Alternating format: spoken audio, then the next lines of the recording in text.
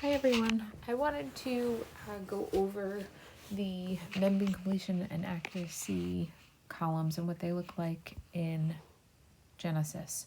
So this is an example from last year of students who completed or to a certain extent didn't complete their Membean. So there's the completion column and then the accuracy column. The completion column is 10 out of 10, and if a student misses Membean, they lose a point. And so you can see there are some students who don't have 10 out of 10 for completion. The accuracy is just their accuracy grade, and this changes every week.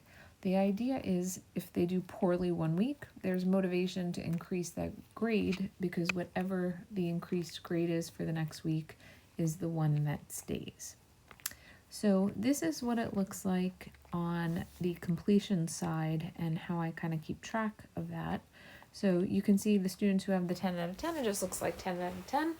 And the students who missed some weeks have a lower score. And I put the date that they missed, so if they didn't do the full amount, that's indicated in the notes to students and parents.